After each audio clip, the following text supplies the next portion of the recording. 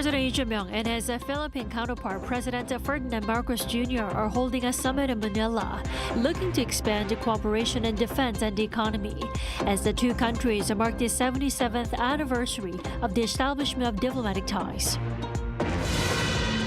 The conflict between the U.S. and Iran has expanded into its fourth day, with Israel launching new strikes on targets in Tehran and Beirut as part of the wider fighting. U.S. officials are warning that the hardest hits are yet to come from the American military.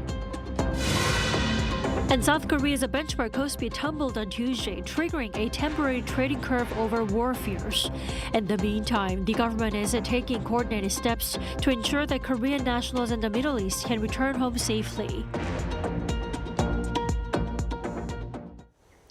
We begin with the Korea-Philippines summit taking place in Manila.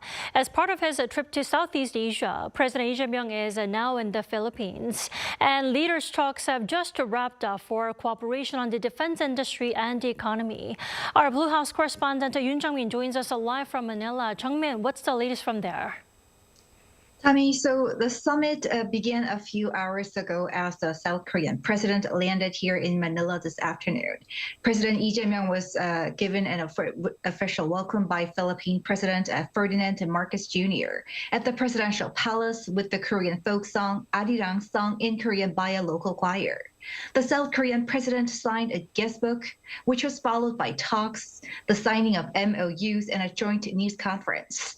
Today's summit coincided with the 77th anniversary of the establishment of diplomatic relations between the two countries, hoping for further cooperation down the road. Take a listen. 이제 양국은 지난 77년간 쌓아온 파트너십을 기반으로 협력의 지평을 더욱 넓히는 문턱에 서 있습니다. 인공지능과 디지털, 친환경 에너지, 조선, 문화산업 등 우리 양국이 함께할 미래 유망 분야가 활짝 펼쳐지고 있습니다. Our free trade agreement has brought about new opportunities for trade and investment. We look forward as well to your continued support for our major infrastructure projects, particularly these legacy projects, the new Dumaguete Airport. The Philippines is the first country in Southeast Asia to build diplomatic ties with Korea, and also the first country in Asia to send troops to help defend the South during the Korean War. Earlier today, President Lee opened his state visit to Manila by paying a visit to the monument of the Philippines national hero, Jose Rizal, and laying a wreath. I see. Jung-min, now President Lee will wrap up his four-day overseas trip tomorrow. What's on his schedule? Right, Tammy. So tomorrow, a Korea-Philippines business forum is scheduled.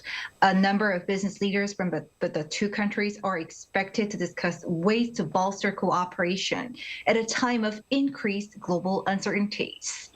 On the final day in Manila, President Lee will visit a Korean War Memorial and pay a tribute and meet the Korean community. With that, he will conclude his four-day two-nation trip to Southeast Asia. Back to you, Tammy. All right, Jung-min, thanks for the coverage. Now, on to the U.S.-Israeli war against Iran that is now into the fourth day of hostilities. The U.S. is signaling that its military campaign against Iran is far from over. Our Jung Hae-rim has the latest. The United States and Iran are now engaged in active military exchanges following coordinated U.S. strikes targeting Iranian missile and naval capabilities. Speaking on Capitol Hill, U.S. Secretary of State Marco Rubio said the strongest American strikes have not yet been carried out, saying the next phase would be, quote, far more painful for Tehran. The conflict is expanding rapidly. In a major breaking development, the Israel Defense Forces confirm they are conducting simultaneous targeted airstrikes on military objectives in both the Iranian capital of Tehran and the Lebanese capital of Beirut. Meanwhile, Iran is firing back heavily. Tehran has launched waves of drone and missile attacks against U.S. allies in the Gulf. Drones struck near the U.S. embassy in Riyadh. A U.S.-flagged fuel tanker was hit in Bahrain, and explosions have been heard across Iraq. The expanding Israeli operations come as Washington and Tehran signal that further escalation is possible. At least 6 U.S. service members have been killed so far in the fighting, and President Trump has warned that a big wave of U.S. strikes is still ahead. The Pentagon says additional American forces are being deployed to the region, though no U.S. ground troops are currently inside Iran. As the mutual bombardment intensifies and global energy prices surge, the U.S. State Department is urging all Americans to leave the Middle East immediately. 정혜림, Arirang News. And in a direct retaliation to U.S. and Israeli airstrikes, Iran is moving to blockade the Strait of Hormuz, a vital artery for the world's energy supply. As the tension between the U.S., Israel, and Iran escalates, global oil prices are skyrocketing. Cha Yun-kyung reports. The Iranian Revolutionary Guard Corps officially declared a blockade of the Strait of Hormuz immediately following U.S. and Israeli strikes on Iran. A senior IRGC official warned on Monday that any vessel attempting to transit the waterway would be targeted. Iran has also designated regional oil pipelines as potential targets, aiming to paralyze roughly 20% of the global daily oil flow. This aggressive move is seen as a strategic retaliatory move to leverage Tehran's control over the world's most critical energy corridor. The impact on South Korea is expected to be significant, as the country relies on the Middle East for 70% of its crude oil and 20% of its LNG imports. In Japan, concerns are mounting over potential stagflation, which is a period of simultaneous high inflation and economic stagnation should the blockade persist. While some analysts suggest a total blockade might only last a few days, the immediate stranding of hundreds of ships is already destabilizing global markets. Meanwhile, the escalating conflict has pushed U.S. retail gasoline prices above $3 per gallon for the first time since last November. According to Reuters, this price surge serves as a critical test of public support for President Trump's military actions against Iran. The Wall Street Journal noted that Trump is taking a significant political gamble ahead of the November midterm elections, as historically, high energy costs have severely damaged the approval ratings of previous administrations. Cha Yun-kyung, Arirang News. And the South Korean government is taking coordinated steps to ensure the safety of Korean nationals stranded in the Middle East. A series of meetings and announcements took place on Tuesday. Our Oh Seung has the details. South Korea is prioritizing the safety of its nationals as Middle East tensions escalate, with the government convening its third emergency interministerial meeting in 4 days. Prime Minister Kim Min-seok led Tuesday's session, instructing the Foreign and Defense Ministries to ensure the safety of Korean nationals and deployed troops, provide guidance to short-term visitors seeking to return home, and prepare transportation plans upon evacuating. A number of South Korean nationals in Iran are already on their way out of the country, according to the Foreign Ministry on Tuesday. It's believed that those included in the evacuation are Lee Do-hee, head coach of Iran's women's national volleyball team, and Lee Gi-jae, a footballer currently active in Iran's professional league. For security reasons, the ministry is not disclosing the exact number of evacuees, nor details such as the timing or routes out of Iran. The Defense Ministry said Tuesday it is preparing to deploy military assets if needed to support the safe evacuation of Korean nationals, although no formal request for support has been made so far. The government is also reportedly prepared to provide evacuation support if necessary to South Korean nationals residing in Israel. On Tuesday, a lawmaker on the Foreign Affairs Committee revealed that around 21,000 South Korean nationals are currently in 30 Middle Eastern countries. Of them, roughly 4,000 short-term visitors, including travelers, are believed to be staying mainly in the United Arab Emirates, including Dubai. In Iran, there are 59 South Korean nationals, excluding diplomatic staff. In Israel, there are 616 Korean nationals, also excluding embassy personnel. As airspace is currently closed in Iran, Israel, Bahrain, the UAE, Qatar and Kuwait. The government is reviewing possible safety measures, including relocation to neighbouring countries that have not shut down their airspace. With Dubai serving as a major regional aviation hub, many travellers are believed to be stranded there. Officials say it remains unclear how long the crisis will last. The Prime Minister on Tuesday evening had a conference call with Korean diplomats in the region to discuss measures going forward. The government is also stepping up financial market monitoring and energy supply checks, while warning it will take strict action against the spread of fake news that could fuel public anxiety. Oh Seong, Arirang News. And on Tuesday, the Korean stock market has plunged by its largest ever amid the escalating conflict over in the Middle East. Our Park Kwon-woo tells us more. A Black Tuesday in Korea was marked by heavy foreign selling, driven by investor jitters over escalating risk in the Middle East. According to the Korea Exchange on Tuesday, the benchmark Kospi ended at around 5,791, dropping over 7% from the previous session, its biggest fall ever. It's the first time in 4 trading days that the Kospi has fallen below the 6,000 mark. With heavy reliance on energy imports, Korea is highly exposed to Middle East risks. Recent market leaders, such as chips and automobiles, have come under strong downward pressure, largely due to foreign investors taking profits. While Samsung Electronics fell nearly 10% and SK Hynix dropped 11.5%, defense stocks rose, including a some 20% rise for Hanwha Aerospace. The tech-heavy Kosdaq also closed at about 1,137, falling more than 4.6%. More than $2 billion worth of shares were sold by foreign investors in the morning session alone. A sell-side sidecar was even once triggered on the Kospi 200 Futures Index at around noon, the first such measure in nearly a month. A sell-side sidecar is activated when the index falls by more than 5% and remains at that level for at least 1 minute. Meanwhile, the won-dollar exchange rate rose 26.41 to 1,466.11.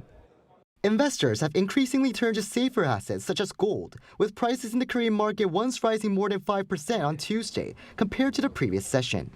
With the risk showing no sign of easing, experts say this week will be key in gauging how much more of an impact the situation could have on the Korean market. Park Kwon-woo, Arirang News.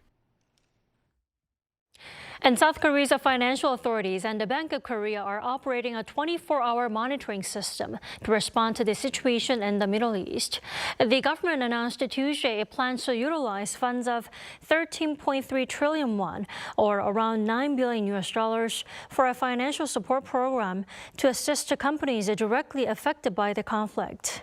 The Financial Services Commission stated it will proactively deploy its existing 100 trillion won market stabilization fund if necessary.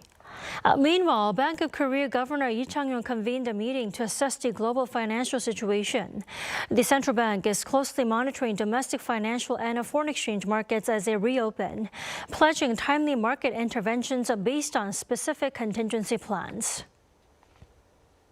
Now, the U.S. action against Iran has deemed the prospects for North Korea-U.S. talks, experts say, as the North Korean leader Kim Jong-un may double down on nuclear deterrence rather than trust Washington. Our Kim Bo-kyung tells us more.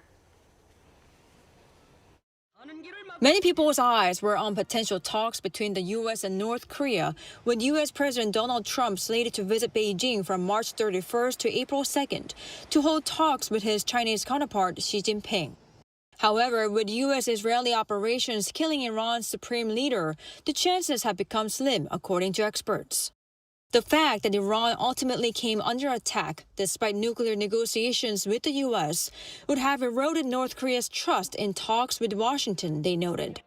Also, given that it is highly unlikely the U.S. will recognize North Korea as a nuclear state, which is the regime's precondition for talks, the possibility of any dialogue is low.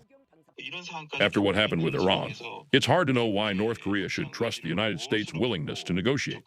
And when you think about whether the U.S. would send the kind of strong message North Korea wants, the chances of that happening seem very low as well. Another expert added that Washington's bold strikes against Iran would have rather driven Kim to boost the North's development of its nuclear forces. Although the regime is trying not to provoke the Trump administration, Kim believes that nuclear deterrence is the only way for the North to survive. It sees strengthening its second strike capability as the only way to prevent Trump from miscalculating or taking one-side military action. With some arguing that Iran's case could paradoxically push Kim toward dialogue to manage tensions, attention is focused on what kind of strategic decision he will make and when that will come. 김보경, Arirang News.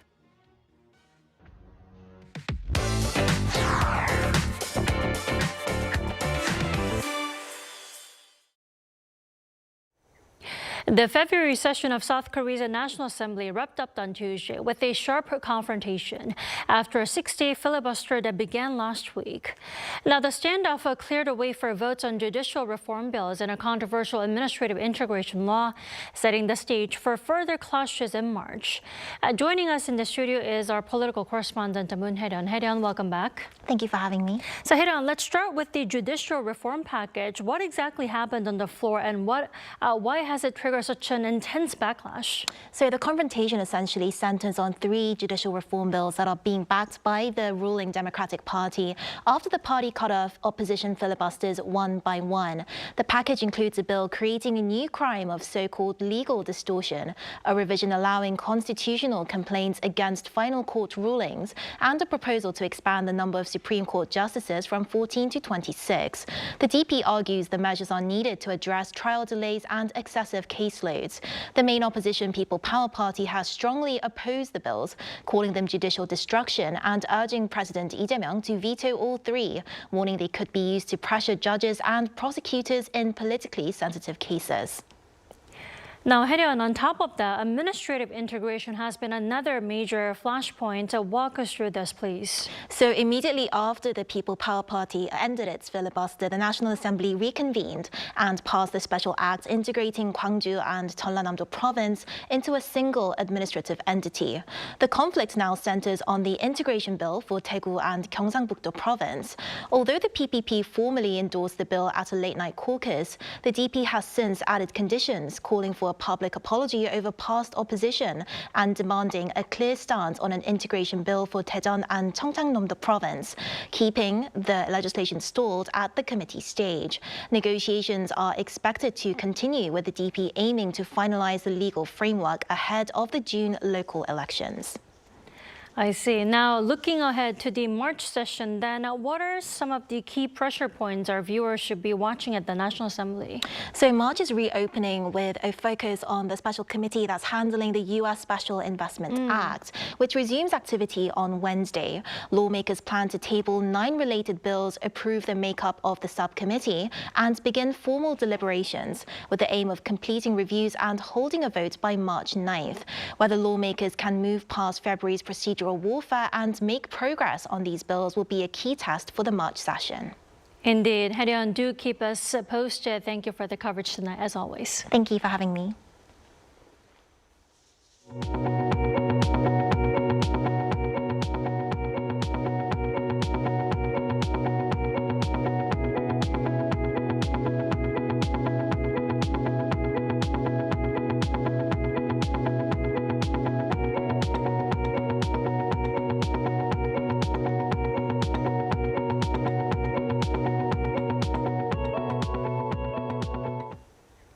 In Europe, French President Emmanuel Macron has shared intentions to expand France's nuclear arsenal and to extend deterrence to its regional allies. Jo Young-eun explains. President Emmanuel Macron said Monday that France plans to increase the size of its nuclear arsenal for the first time in decades and set up cooperation on nuclear defense. Speaking from a naval submarine base in Brittany, Macron pointed to Russia's war in Ukraine, China's growing military strength, and recent shifts in U.S. defense policy as key reasons for Europe to take greater responsibility for its own security. Describing the upgrade as essential, Macron said he had decided to expand the arsenal beyond its current level, estimated at about 290 nuclear warheads, a number that has remained largely unchanged since 1992. Macron also revealed plans to launch a new nuclear-armed submarine in 2036, to be named the Invincible. The half a century to come will be an age of nuclear weapons. France, determined, free, confident, will fully play its role in it. It will continue to strengthen itself, and, for its own benefit, it will anchor this course on the Atlantic to the European foundation. Turning to Europe, Macron outlined a broader role for France's nuclear deterrent and introduced the concept of advanced deterrence. The new posture would allow France for the first time to temporarily deploy elements of its strategic air forces to European allies. He said the initiative was developed in close coordination with the United Kingdom, and that other European nations, including Germany, Poland, the Netherlands, Belgium, Greece, Sweden, and Denmark, had agreed to join the new strategy. Advanced deterrence is a progressive approach. First of all, it offers our partners the opportunity to participate in our deterrence exercises. This may also involve intelligence sharing, including beyond our borders, or the participation of our allies' conventional armed forces in our nuclear activities. Shortly after the speech, France and Germany said in a joint statement that they had established a high-level nuclear steering group as part of an arrangement that would add to, not substitute for, NATO's nuclear deterrence. 조영은, Arirang News. At this year's Mobile World Congress in Spain, South Korea's top 3 telecommunications companies are seeking to share the significance of agentic AI in providing smarter, customer-centric services. Our Park Jun-ah reports from Barcelona. Marking the 20th anniversary of its debut in Barcelona, the world's largest telecommunications event, Mobile World Congress 2026, began on Monday local time. Bringing together around 100,000 visitors from 200 countries, the event highlighted how companies are positioning themselves to meet customer needs amid rapidly advancing technology. In line with this year's theme, the IQ era, companies here in Barcelona are merging human and artificial intelligence to create a smarter future. Let's see how that vision is turning into reality. South Korea's 3 major mobile carriers, SK Telecom, KT, and LG-U+ have converged at this year's event with a strategic pivot toward agentic AI. By positioning themselves as the core brain and infrastructure of the AI, companies are developing systems capable of independently planning and executing complex tasks, making proactive decisions to anticipate and meet user needs. SK Telecom, under the concept of full-stack AI capabilities, included features like a hyperscale AI model, fraud detection, and personalized secretary-like AI agents. With the evolution toward agentic AI, we see its role handling tasks on behalf of the user, acting as a true AI assistant. We focused on how much of a customer's workload AI can take over, and how quickly complex processes can be completed with just one click. KT has set up a booth that blends technology and culture, featuring a dedicated pavilion modeled after Gwanghwamun Square. While most exhibits focused on business-to-business solutions and work models, one thing that stood out was its serving robot. Based on what you're seeing right now, how many guests do you think there are? Based on what I'm seeing right now, there is currently 1 guest, and the estimated... The robot recognized the number of guests, suggested where to seat, and even offered an apron if needed. It represented the next level of service robotics, autonomously anticipating customer needs and taking action before being asked. Meanwhile, LG-U+ showcased voice-based AI services under the agenda of humanizing every connection. The company's CEO, Hansik, also took part as a keynote speaker at the opening ceremony, where he emphasized the voice that connects people.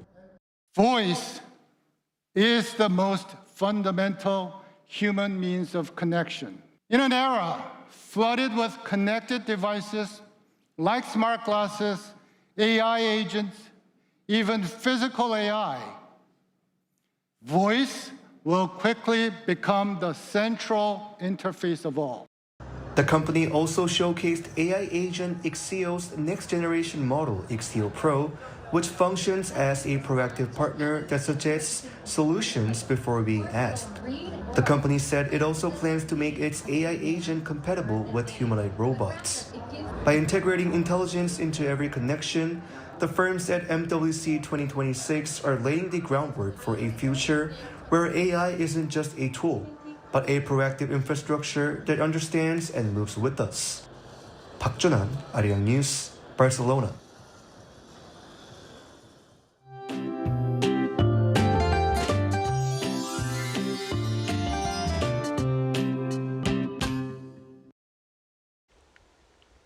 March sounds more like spring, but it has been a winter wonderland along the East Coast with a heavy snow advisory at times, and more snow and rain will persist through tonight. Meanwhile, it's 정월 대보름 today when we can see the first full moon of the lunar year. And for the first time in 36 years, a total lunar eclipse coincides with the holiday. Thankfully, clouds have thinned out this evening in most regions. Then tomorrow morning, we're waking up to another chilly morning. Seoul and Daegu starting off the day at 1 degree, but Chuncheon at -3 degrees. Then highs will be getting up to 11 degrees here in Seoul, but most major other cities will make it to 13 degrees Celsius under brighter skies with decent air quality. Then there is a typical early spring weather this week with nationwide rain and snow in the forecast on Friday. With that in mind, here's a look at the international weather conditions.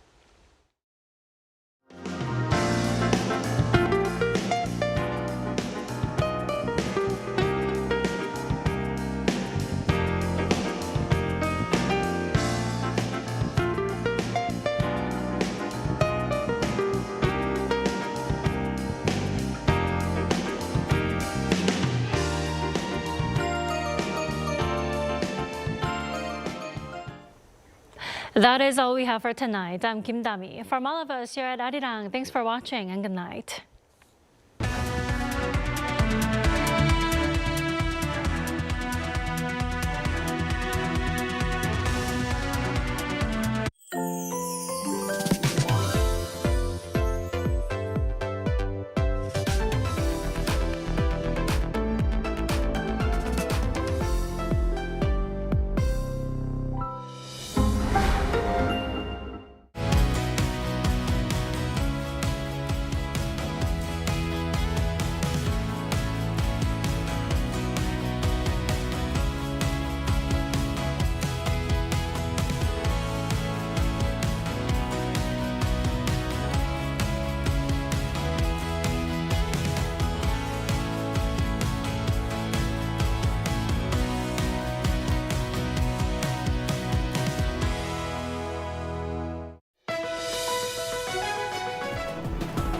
Anchor Min Sun-hee rounds up the world's top headlines, offering a balanced coverage of major issues from Korea and abroad, along with global trends.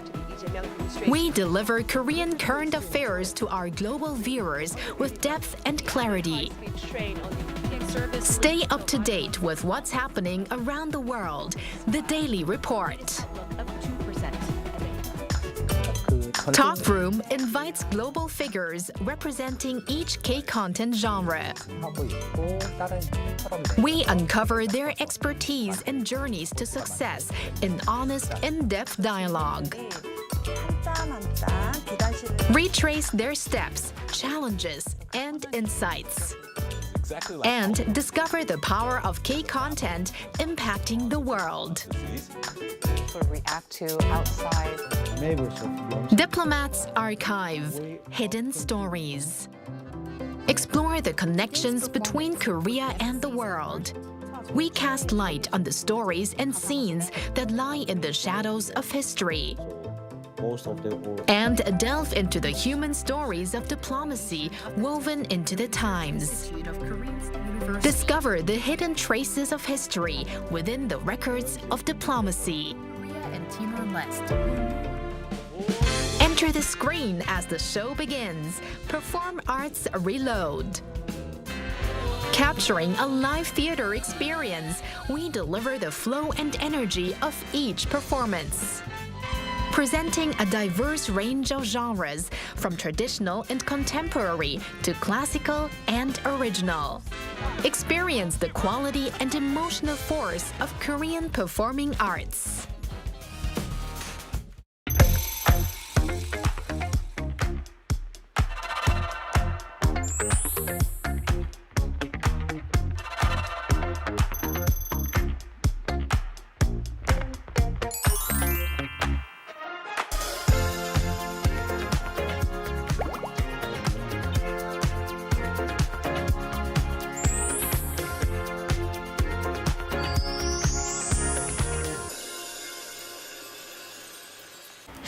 just thinking about it, it's like I can almost smell it, I can almost hear it bubbling and everything, and it just, that steam, that comes up, ooh, it's like I can feel it right now.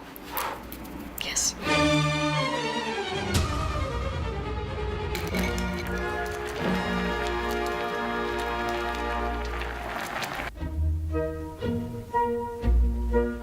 Hello, my name is Alexa, and I am a K-pop artist under ZB label.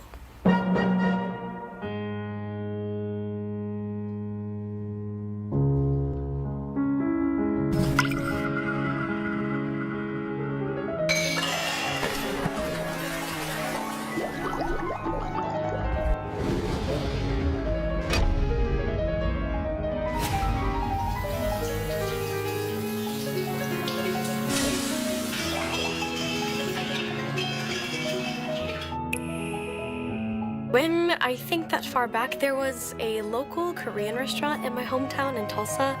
I don't remember if I tried it there or when I tried it when I first came to Korea, but all I remember was it was years ago, but the taste is what I remembered.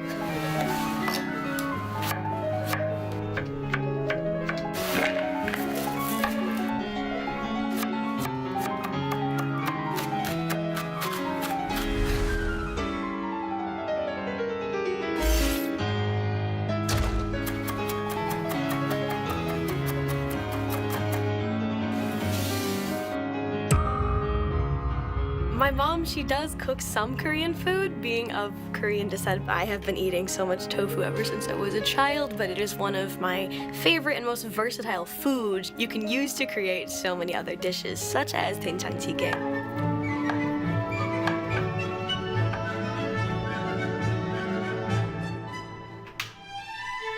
But when it comes to, actually eating it and enjoying it, it must be served in a tteokbokki, which is like, to translate to English, I guess like a hot stone pot, I guess. And that's gonna keep the food nice and hot till the very last bite. It's just, you can't eat it in like a plastic bowl. Like, it needs to be in the tteokbokki. That is like 필수. That is necessary for this.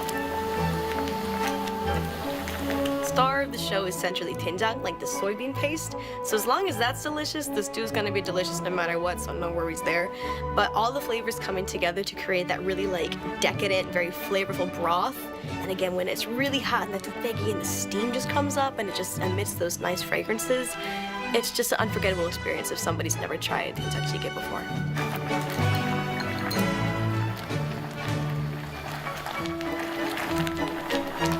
On the occasion, I've had some where there's like clams or mussels, or like occasionally like a crab leg or something. Other than that, I'm not quite sure. Again, I don't really cook. I don't really know what goes in it, but it tastes good, and that's all that matters to me.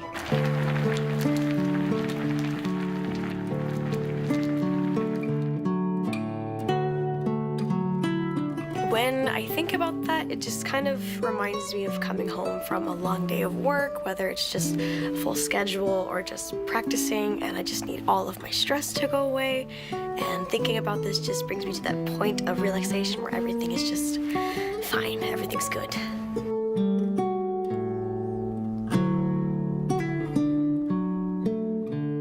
Whenever I eat 된장찌개, since it is a food that brings a lot of comfort to me, I guess, one thing that I do think of is my mother, because in the autumnal and winter season, she would always cook, different stews for the family, whether it was just chicken stew, beef stew, kimchi-jjigae even. But I don't know, I think the warmth of just a nice hot stew just makes me think of, like a hug from my mom.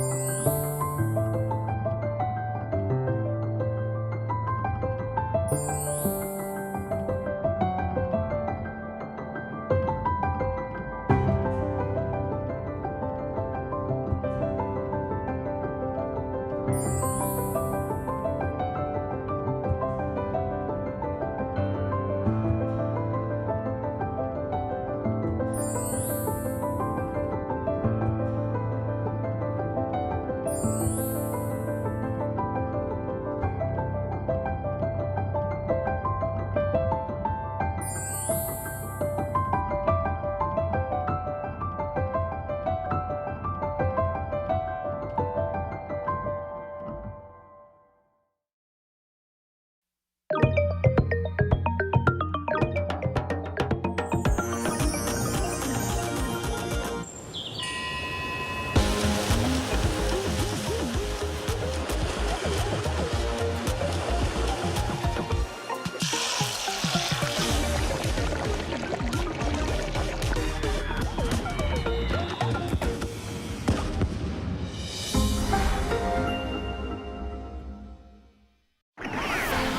knock! The magical door to the world of K-animation is swinging wide open. Meet your instant new BFF, the adorable Catch. Tina Ping will have you hooked from the very first glance. Need a hand? Our Robocar Pony Rescue team is always zooming in to save the day. How about tagging along on Pink Fong and Pal's super exciting quest to reclaim their lost magic?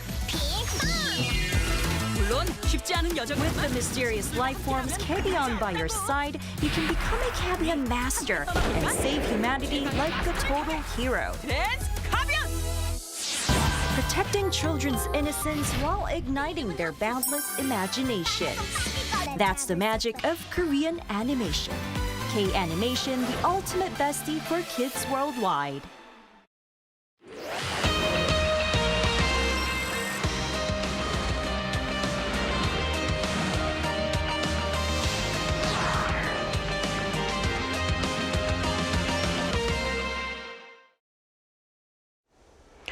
Welcome to Within the Frame, where we bring the most pressing issues across the globe into focus. I'm Kim Mo-gen. South Korean President Lee Jae-myung has wrapped up high-level talks in Singapore, where the two sides agreed to deepen their newly upgraded strategic partnership, launch negotiations to improve their free trade agreement, and expand cooperation in areas ranging from artificial intelligence to energy security and defense-related industries. The visit comes amid growing geopolitical uncertainty and intensifying competition between major powers, a backdrop that makes Southeast Asia increasingly central to South Korea's Indo-Pacific calculus. President Lee is now in the Philippines, this year's ASEAN chair, and a frontline state in ongoing tensions in the South China Sea. So what does this dual stop tell us about the direction of Seoul's ASEAN diplomacy, and how far is Korea prepared to go in shaping the region's strategic landscape? To help us unpack that, we are joined by Kim Dong-yeop, the director of the Korea Institute for ASEAN Studies at Busan University of Foreign Studies and president of the Korea Association of Southeast Asian Studies. A very big welcome, Professor. Thanks for having me. So, Director Kim, let's begin with the latest visit. President Lee chose to visit Singapore and the Philippines back-to-back at a time of heightened geopolitical and economic uncertainty as well. What does both the sequencing and the timing of this tour signal? Well, let me speak the Korean perspective first. Actually, this is the first time for new Korean president to choose Singapore for the first state visit in ASEAN countries. It is rather common to make the first visit to Indonesia because of its size and its status among ASEAN countries. Probably they consider Indonesia is a big brother among ASEAN countries. Well, probably we choose the Vietnam because of the bilateral trade volumes, which consists almost 45% share of the total trade with ASEAN. Korean president's first visit to ASEAN countries is a very powerful symbol that shows the new administration's main goal and direction in relation with ASEAN. So why this government chose Singapore to visit first? I think probably Lee administration is keen to find a strategic partner in coming era of artificial intelligence, which will dominate the future industry and economy. Actually, Singapore is the spearhead in AI industry among ASEAN members. Of course, it's a small city-state where equip the infrastructure, so it will be the very good test bed. Singapore is the right country probably to make the AI partnership for Korea at these times. From ASEAN perspective, The timing is very critical as global tension rise between big powers. ASEAN states are looking for reliable partners who don't force them to choose sides. ASEAN always make its place as the middle. They don't choose any side. As a middle power, Korea is one of the reliable partners in this time of big power rivalries. Visiting Korean ASEAN chair the Philippines and next chair Singapore in the back-to-back demonstrates Korean government's commitment to the continuity of ASEAN leadership and support ASEAN centrality. Of course, it exhibits Korea's desire to make the true strategic partnership with ASEAN. Right, visiting the countries back-to-back, the timing and the sequencing itself, it really sends a strategic signal at this point. So, Director, the first with Singapore, let's start with Singapore. One of the headline outcomes was the launch of negotiations to upgrade the existing free trade agreement. How significant do you think is that move? Well, Korea has the free trade agreement with Singapore and also Philippines. But today's world, the traditional trade agreement is no longer enough. We are living in a time of supply chain risks where a single bottleneck can stop entire industry of the country. So upgrading the FTA means moving from simple trading finished products to building an integrated value chains. This move is significant because it focuses on the emerging digital economy such as AI industry and sensitive industries such as nuclear energy and defense industry. By upgrading these rules, Korea and ASEAN are essentially building an economic buffer that protect our industries from global shocks. It tells the world that while global trade might be slowing down, the partnership between Korea and ASEAN is accelerating in the future. I think that has the meaning of this enhancing the free trade agreement. So this, especially coming in this uncertain trade climate, the FTA seems to have a lot of weight into it. Now, if we widen our lens a little bit further, Singapore is often viewed as highly adept at balancing between major powers. Director Kim, do you think Seoul is capable of pursuing a similar strategy? Well, many scholars say that Singapore always makes a very smart move in balancing or hedging between the major powers. Perhaps because the Singapore is a state whose survival depends on the not making any enemies, not only among big powers, but also neighboring countries. The structural constraints faced by our country, South Korea, are more complex. South Korea is the former military alliance with the U.S. and direct existential security threat from the North Korea. And of course, having close economic link with another big power, China. So we have a very complex environment, what we have. The Korean government is increasingly pursuing a principled autonomy that mirrors Singapore's logic. By deepening tie with ASEAN, Korea is not just balancing between the U.S. and China, it is expanding its strategic space. So Korea is not trying to be Singapore, but we are learning from Singapore how to balance the big powers and also utilizing multilateralism, specifically through ASEAN, to reduce its dependency on any single superpower, such as the U.S. or China. Right, definitely. So though we have a lot of lessons to learn from them, the structural constraints may limit that balancing act. Now, when we turn to the second leg of President Lee's trip, he's currently in the Philippines, and he just finished his summit with President Ferdinand Marcos Jr. And Philippines, of course, is this year's ASEAN chair. The country is directly involved in maritime tensions in the region. Director Kim, How does the Manila visit alter the strategic weight and messaging of this overall tour? First, I have to mention about the Philippines. The Philippines is the most friendly ASEAN countries toward Korea.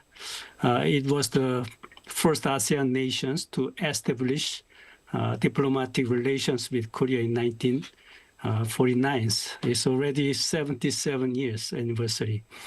And during the Korean War, Philippines sent their troops.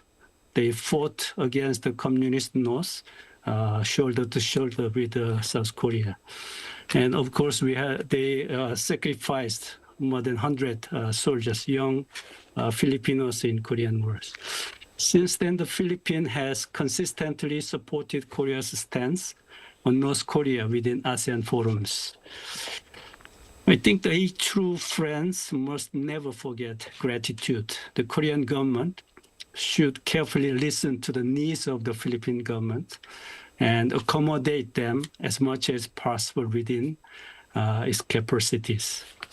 The President's visit to Manila may change the tour from economic first to security inclusive and enhancing friendship.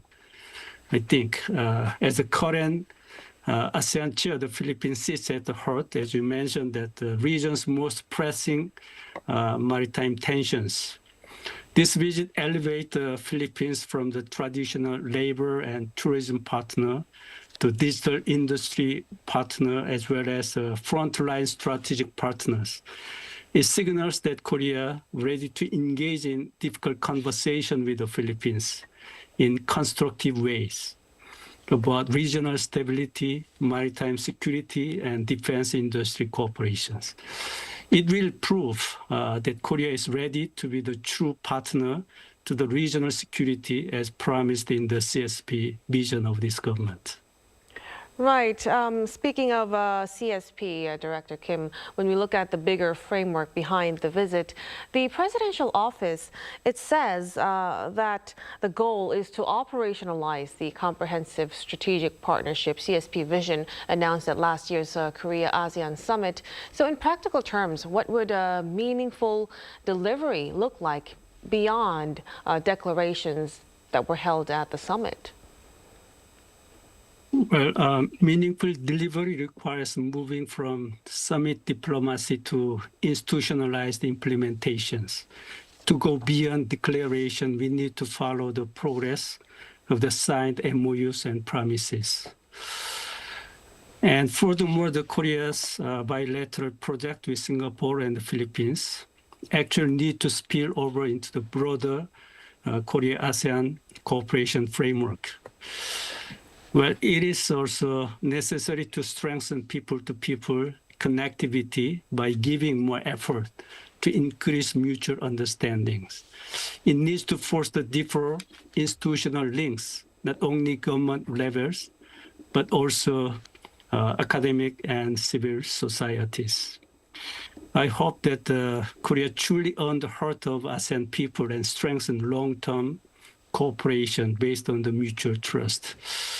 As an episode, I just observed the meetings with Singapore, the state visit to Singapore. And Singapore Prime Minister Wong mentioned about K-pops. He loved Korean cultures. That is very general in Southeast Asian peoples. They really love Korean pop cultures and Korean food, many things.